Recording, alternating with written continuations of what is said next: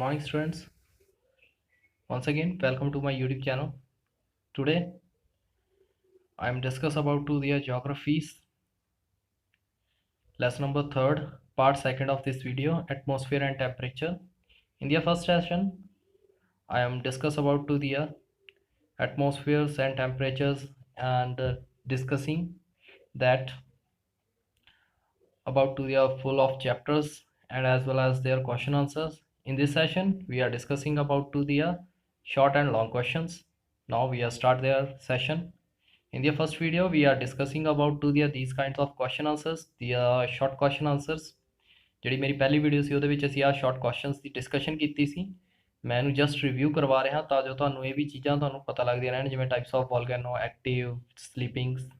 Then ਅਸੀਂ ਗੱਲ ਕੀਤੀ ਸੀ right about to the distribution of to the earthquake area, earthquake ਤੇ ਵੋਲਕੈਨੋ ਦਾ ਏਰੀਆ ਕਿਸ ਤਰੀਕੇ ਨਾਲ ਡਿਵਾਈਡ ਕੀਤਾ ਹੋਇਆ ਵਾ ਵਰਲਡ ਦੇ ਵਿੱਚ। ਇੱਥੇ ਤੱਕ ਅਸੀਂ ਕੀ ਕੀਤਾ ਹੋਇਆ ਸੀ। ਨਾਓ ਹੁਣ ਅਸੀਂ ਇਸ ਜਿਹੜਾ ਸੈਸ਼ਨ ਆ ਇਹਦੇ ਵਿੱਚ ਅਸੀਂ ਕੀ ਗੱਲ ਕਰਨੀ ਆ, ਲੌਂਗ question answer the. The question is, how does to the external and internal forces of to the earth change the face of to the earth through light onto the planes formed by to the process of to the weathering? ਅਸੀਂ ਕੀ ਆ ਇਸ chapter ਇਸ question ਦੇ ਵਿੱਚ ਅਸੀਂ ਗੱਲ ਕਰਨਾ internal, ਅੰਦਰਲੀ ਤੇ ਬਾਹਰਲੀ ਜਿਹੜੀਆਂ ਧਰਤੀ ਦੇ ਫੇਸ ਨੇ ਉਹ ਕਿਸ ਤਰੀਕੇ ਨਾਲ ਚੇਂਜ ਹੁੰਦੇ ਜਾ ਰਹੇ ਨੇ, ਤੇ ਇਹ ਵੀ ਦੱਸਣਾ ਵਾ ਵੀ ਜਿਹੜੇ ਸਾਡੇ ਪਲੇਨ ਨੇ ਉਹ ਕਿਸ ਤਰੀਕੇ ਨਾਲ ਬਣਦੇ ਆ ਵੀ ਜਦੋਂ ਇਹਦਾ ਮੌਸਮ ਚੇਂਜ ਆਉਂਦਾ ਵਾ। Answer is external powers of to the flowing waters, winds, glaciers, ocean waves etc. get their the energy from to the sun। ਵੀ ਜਿਹੜੇ external resources ਨੇ ਜਿਵੇਂ ਕਿ ਪਾਣੀ ਹੋ ਗਿਆ, ਹਵਾ ਹੋ ਗਈ, ਗਲੇਸ਼ੀਅਰ ਹੋ ਗਏ, ocean waves ਹੋ ਗਏ, ਇਹ ਸਾਰੀਆਂ ਕੀ ਨੇ ਇੱਕ એનર્ਜੀ ਰਿਸੋਰਸਿਸ ਨੇ ਜਿਹੜੇ ਕਿ ਸਾਨੂੰ sun ਤੋਂ ਮਿਲਦੇ ਆ। ਤੇ these are also ਵੀ ਆ called to the gradations power, ਇਹਨਾਂ ਨੂੰ ਅਸੀਂ gradation power ਵੀ ਕਿਹਾ ਜਾਂਦਾ। these powers are to be undertaking of to the weathering activities and making high levels places and lower level places and high। ਇਸ ਦੇ ਨਾਲ ਇਹੀ ਜਿਹੜੀਆਂ ਪਾਵਰਾਂ ਨੇ ਇਹ ਹੈਲਪ ਕਰਦੀਆਂ ਨੇ ਜਿਵੇਂ ਮੌਸਮ ਦੇ ਵਿੱਚ ਜਿਹੜੀਆਂ ਹਾਈ ਲੈਵਲ ਪਲੇਸਿਸ ਤੇ ਲੋਅਰ ਲੈਵਲ ਪਲੇਸਿਸ ਬਣਾਉਣ ਦੇ ਵਿੱਚ। ਦੀਆਂ ਗ੍ਰੈਵੀਟੇਸ਼ਨਲ forces and also to the work along these powers, ਵੀ ਜਿਹੜੀਆਂ ਗ੍ਰੈਵੀਟੇਸ਼ਨ ਗੁਰਤਾਕਰਸ਼ਣ ਦੀਆਂ ਜਿਹੜੀਆਂ ਫੋਰਸਿਸ ਨੇ ਉਹ ਵੀ ਇਹਦੇ ਨਾਲ ਹੀ ਵਰਕ ਕਰਦੀਆਂ ਨੇ। As a result, the surface of the earth undergoes changes and the balancing the process of to the surface goes on।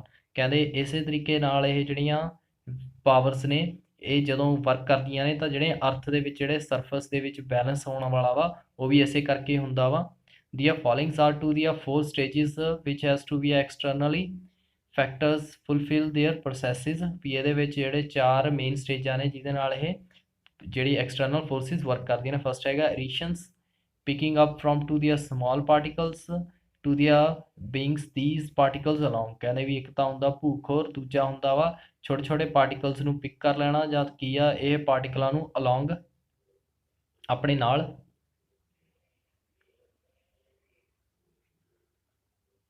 ਲੈ ਕੇ ਜਾਣਾ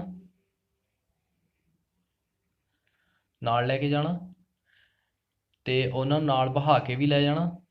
fourth is to deposit the sentimental from to ਦੀਆਂ lower places, ਤੇ ਜਿਹੜੇ ਨਦੀਆਂ ਦੁਆਰਾ ਲਿਆਂਦੇ ਗਏ ਕੋਈ ਉਹਨਾਂ ਦੇ ਜਿਵੇਂ ਮਿੱਟੀ ਨਾਲ ਲੈ ਆਉਂਦੇ ਆ ਤਾਂ ਉਹਨਾਂ ਨੂੰ ਲੋਅਰ ਪਲੇਸ ਦੇ ਉੱਤੇ ਵਿਛਾਉਣਾ। ਇਨ ਦੀ ਵੈਦਰਿੰਗ ਆਫ ਦੀਆਂ ਫੇਸਿਸ ਦੀਆਂ ਰੌਕਸ ਆਰ ਟੂ ਦੀਆਂ ਬ੍ਰੋਕਨ ਐਂਡ ਟੂ ਦੀਆਂ ਫਲੋਨ ਇਨ ਟੂ ਦੀਆਂ ਰਿਵਰਸ ਵਾਟਰਸ। ਵੀ ਜਿਵੇਂ ਵੈਦਰ ਦੇ ਵਿੱਚ ਚੇਂਜ ਆਉਣ ਦੇ ਨਾਲ ਕੀ ਹੋ ਜਾਂਦਾ ਵੀ ਜਿਹੜੀਆਂ ਅਰਥ ਨੇ ਉਹ ਜਿਹੜੀਆਂ ਰੌਕਸ ਨੇ ਉਹ ਕੀ ਨੇ ਪਹਾੜ ਨੇ ਜਿਹੜੇ ਉਹ ਟੁੱਟਣੇ ਸ਼ੁਰੂ ਹੋ ਜਾਂਦੇ ਆ ਤੇ ਉਹਦੀ ਮਿੱਟੀ ਜਿਹੜੀ ਆ ਉਹ ਰਿਵਰ ਦੇ ਪਾਣੀ ਦੇ ਵਿੱਚ ਬਹਿ ਜਾਂਦੀ ਆ। Because of these rocks lie places become low and it is called to the degradation. ਵੀ ਜਿਵੇਂ ਉਹਨਾਂ ਉੱਤੇ ਮੀਂਹ ਪੈਂਦਾ ਵਾ ਤੇ ਉਹ ਮਿੱਟੀ ਜਿਹੜੀ ਥੱਲੇ ਡਿੱਗ ਜਾਂਦੀ ਆ ਤਾਂ ਉਹਦਾ ਜਿਹੜਾ ਲੈਵਲ ਆ ਉਹ ਛੋਟਾ ਹੋਣ ਲੱਗ ਜਾਂਦਾ ਪਹਾੜ ਦਾ, ਤਾਂ ਉਹਨੂੰ ਕੀ ਕਿਹਾ ਜਾਂਦਾ, ਡੀਗ੍ਰੇਡੇਸ਼ਨ ਕਿਹਾ ਜਾਂਦਾ। Where these are sentimental are deposited those places became to the high and these called to the upgradation. ਤੇ ਜਿਹੜੀਆਂ ਉਹ ਮਿੱਟੀ ਆ ਜਿਹੜੀ ਨਦੀ ਨਾਲ ਲਿਆਂਦੀ ਜਾਂਦੀ ਆ ਉਹ ਵਿਛਾਉਂਦੀ ਜਾਂਦੀ ਹੈ ਕਿਸੇ ਨਾ ਕਿਸੇ ਇੱਕ ਪਲੇਸ ਦੇ ਉੱਤੇ, ਤਾਂ ਹੌਲੀ ਹੌਲੀ ਉਹ ਉੱਚਾ ਉੱਠਣ ਲੱਗ ਜਾਂਦਾ ਤੇ ਇਹਨੂੰ ਕੀ ਕਿਹਾ ਜਾਂਦਾ, ਅਪਡੀਗ੍ਰੇਸ਼ਨ। ਯਾਨੀ ਕਿ ਕੀ ਹੁੰਦੀ ਆ ਵੀ ਜਿੱਥੋਂ ਤਾਂ ਰੌਕਸ ਟੁੱਟਣੀਆਂ ਸਟਾਰਟ ਹੋ ਜਾਂਦੀਆਂ, ਮਿੱਟੀ ਥੱਲੇ ਆਉਂਦੀ ਆ ਤਾਂ ਉਹ ਕੀ ਹੋ ਜਾਂਦੀ ਆ, ਡੀਗ੍ਰੇਡੇਸ਼ਨ ਹੋ ਜਾਂਦੀ ਆ ਵੀ ਉਹ ਘਟਣ ਲੱਗ ਜਾਂਦੀ ਆ, ਛੋਟਾ ਹੋਣ ਲੱਗ ਜਾਂਦਾ ਉਹਦਾ ਸਾਈਜ਼। ਤੇ ਜਿਹੜਾ ਅਪਰਗ੍ਰੇਡੇਸ਼ਨ ਵੀ ਜਿਹੜੀ ਉਹ ਲਿਆਂਦੀ ਗਈ ਮਿੱਟੀ ਉਹ ਕਿਤੇ ਇੱਕ ਹੋਰ ਦੂਸਰੀ ਪਲੇਸ ਦੇ ਉੱਤੇ ਜਮ੍ਹਾਂ ਕਰਦੀ ਰਹਿੰਦੀ ਆ, ਤਾਂ ਕਰਕੇ ਉਹ ਕੀ ਆ ਉੱਚੀ ਹੁੰਦੀ ਰਹਿੰਦੀ ਹੈ। ਇਸੇ ਕਰਕੇ ਜਿਹੜੇ ਨਵੇਂ ਜਿਹੜੇ ਪਰਬਤ ਨੇ ਉਹ ਬਣਦੇ ਰਹਿੰਦੇ ਆ ਤੇ ਪੁਰਾਣੇ ਜਿਹੜੇ ਪਹਾੜ ਨੇ ਉਹ ਟੁੱਟਦੇ ਰਹਿੰਦੇ ਆ। Next is plain made by the ਰੀਸ਼ਨਸ, ਵੀ ਜਿਹੜੀਆਂ ਪਲੇਨਸ ਨੇ, ਜਿਹੜਾ ਮੈਦਾਨੀ ਏਰੀਆ ਵਾ ਉਹ ਕੀ ਆ, ਭੂ-ਖੋਰ ਦੇ ਨਾਲ ਬਣਦਾ ਵਾ। These of plains are made to the different factors of to the erosions like rivers, glaciers, underground water, winds etcetera. ਵੀ ਜਿਹੜਾ ਆਹ ਪਲੇਨਸ ਨੇ ਉਹ ਕਿਵੇਂ ਬਣਦੇ ਆ, ਡਿਫਰੈਂਟ ਫੈਕਟਰ ਨੇ, ਜਿਵੇਂ ਭੂ-ਖੋਰ ਦੇ, ਜਿਵੇਂ ਰਿਵਰਸ ਹੋ ਗਈਆਂ, ਨਦੀਆਂ ਦੁਆਰਾ, ਗਲੇਸ਼ੀਅਰ ਪਿਘਲਣੇ ਸਟਾਰਟ ਹੋ ਜਾਂਦੇ ਆ, ਅੰਡਰਗਰਾਊਂਡ ਵਾਟਰ ਦੇ ਨਾਲ ਆ ਜਾਂਦੀ ਆ, ਜਾਂ ਹਵਾਵਾਂ ਦੇ ਨਾਲ। These factors transform the high mountain into the uneven plains. So these are called to the utmost plains or pain plains।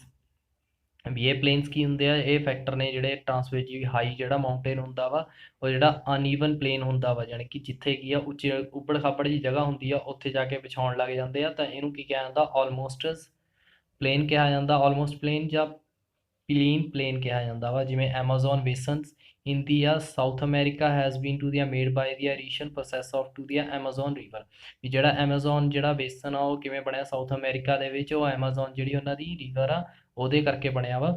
The plain of to ਦੀਆਂ north Canada, north Europe and western Siberia are made up to by the erosions process of to ਦੀਆਂ glacier. ਵੀ ਇਸੇ ਤਰੀਕੇ ਨਾਲ ਜਿਹੜੇ plain ਹੋਰ area ਨੇ, ਜਿਵੇਂ ਨਾਰਥ ਕੈਨੇਡਾ ਦੇ ਵਿੱਚ ਆ, ਨਾਰਥ ਯੂਰਪ ਦੇ ਵਿੱਚ ਆ, ਤੇ ਵੈਸਟਰਨ ਸਰਬੀਆ ਦੇ ਵਿੱਚ ਨੇ, ਇਹ ਸਾਰੇ ਕੀ ਨੇ, ਇਸੇ ਹੀ ਭੂ-ਖੋਰ ਕਰਕੇ, ਗਲੇਸ਼ੀਅਰ ਦੀ ਭੂ-ਖੋਰ ਦੀ ਪ੍ਰੋਸੈਸ ਕਰਕੇ ਹੀ ਬਣੇ ਨੇ। ਇਨ ਅਫਰੀਕਾ ਦੀਆਂ ਪਲੇਨਸ ਆਫ ਦੀ ਸਹਾਰਾ R the example of the ਪੈਲਨ planes. ਕਹਿੰਦੇ ਜਿਹੜਾ ਸਹਾਰਾ, ਜਿਹੜਾ ਸਾਊਥ ਅਫਰੀਕਾ ਦੇ ਵਿੱਚ ਜਿਹੜਾ ਸਹਾਰਾ ਡੈਜ਼ਰਟ ਆ, ਉਹ ਵੀ ਇਸੇ ਕਰਕੇ ਹੀ ਇੱਕ ਵੱਡੀ ਐਗਜ਼ਾਮਪਲ ਮੰਨੀ ਜਾ ਸਕਦੀ ਆ। ਆਈ ਹੋਪ ਤੁਹਾਨੂੰ ਇਹ ਸਾਰਾ ਕੁਝ ਜਿਹੜਾ ਲੌਂਗ ਕੁਐਸਚਨ ਉਹ ਸਮਝ ਆਇਆ ਹੋਵੇਗਾ, ਵੀ ਇਹਦੇ ਵਿੱਚ ਅਸੀਂ ਕੀ ਪੜ੍ਹਿਆ, ਐਕਸਟਰਨਲ ਤੇ ਇੰਟਰਨਲ ਫੋਰਸਿਸ। ਐਕਸਟਰਨਲ ਫੋਰਸਿਸ ਕਿਹੜੀਆਂ ਹੁੰਦੀਆਂ, ਜਿਹੜੀਆਂ ਬਾਹਰਲੀਆਂ ਫੋਰਸਿਸ ਹੁੰਦੀਆਂ ਨੇ, ਜਿਵੇਂ ਕੀ ਹੋ ਗਿਆ, ਸਨ ਦੁਆਰਾ ਆ ਜਾਂਦੀਆਂ ਨੇ, ਓਸ਼ੀਅਨਸ ਵੇਵਸ ਆ ਜਾਂਦੀਆਂ ਨੇ, ਗਲੇਸ਼ੀਅਰ ਹੋ ਗਿਆ, ਪਾਣੀ ਦਾ ਫਲੋ ਹੋ ਗਿਆ, ਹਵਾ ਦਾ ਫਲੋ ਹੋ ਗਿਆ, ਐਕਸਟਰਨਲ ਨੇ। ਇੰਟਰਨਲ ਜਿਹੜੇ ਹੁੰਦੇ ਆ, ਜਿਵੇਂ ਰੀਸ਼ਨਸ ਹੋ ਜਾਣੀ, ਜਾਂ ਛੋਟੇ ਛੋਟੇ ਪਾਰਟੀਕਲਸ ਦੇ ਵਿੱਚ ਟੁੱਟ ਕੇ ਚਲੇ ਜਾਣਾ, ਜਾਂ ਕਿਸੇ ਪਾਰਟੀਕਲਸ ਦੇ ਨਾਲ ਚਲੇ ਜਾਣਾ ਵਾ, ਜਾਂ ਕੀ ਆ ਨਦੀਆਂ ਦੁਆਰਾ ਲਿਆਂਦਾ ਹੈਗਾ ਸੈਂਟੀਮੈਂਟਲ ਇੱਕ ਜਗ੍ਹਾ ਦੇ ਉੱਤੇ ਵਿਛਾ ਦੇਣੇ, ਇਹ ਸਾਰੇ ਕੀ ਨੇ ਉਹਦੇ ਵਿੱਚ ਆਉਂਦੇ ਆ।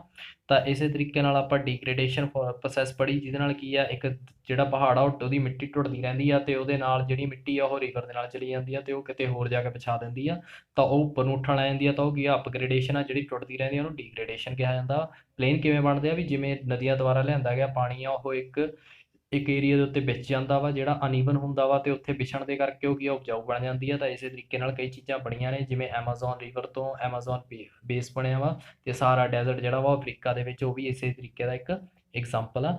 ਆਈ ਹੋਪ ਤੁਹਾਨੂੰ ਇਹ ਪੂਰਾ ਜਿਹੜਾ ਕੁਐਸਚਨ ਉਹ ਸਮਝ ਆਇਆ ਹੋਵੇਗਾ। ਤੁਸੀਂ ਇਹਨੂੰ ਰਿਵਾਈਜ਼ ਕਰਨਾ ਪ੍ਰੋਪਰ ਇਸੇ ਤਰੀਕੇ ਨਾਲ ਜਿਸ ਤਰੀਕੇ ਨਾਲ ਮੈਂ ਸਮਝਾਇਆ ਵਾ। ਜੇਕਰ ਫਿਰ ਵੀ ਕੋਈ ਪ੍ਰੋਬਲਮ ਫੇਸ ਆਊਟ ਹੁੰਦੀ ਆ ਤਾਂ ਮੇਰੇ ਕਮੈਂਟ ਬਾਕਸ ਦੇ ਵਿੱਚ ਜ਼ਰੂਰ ਲਿਖੋ। ਤੇ ਜੇ ਮੇਰਾ ਸੈਸ਼ਨ ਤੇ ਮੇਰੀ ਟਰਾਂਸਲੇਸ਼ਨ ਵਧੀਆ ਲੱਗੀ ਹੋਵੇ ਤਾਂ ਇਹਨੂੰ ਲਾਈਕ ਜ਼ਰੂਰ ਕਰੋ, ਤੇ ਮੇਰੇ ਚੈਨਲ ਨੂੰ ਸਬਸਕ੍ਰਾਈਬ ਜ਼ਰੂਰ ਕਰੋ, ਤੇ ਬੈਲ ਆਈਕਨ ਨੂੰ ਜ਼ਰੂਰ ਦਬਾਓ, ਤਾਂ ਜੋ ਤੁਹਾਨੂੰ ਨਿਊ ਵੀਡੀਓਜ਼ ਦੀ ਅਪਡੇਸ਼ਨ ਨਾਲ ਦੀ ਨਾਲ ਮਿਲ ਸਕੇ। Thanks a lot watching for my session.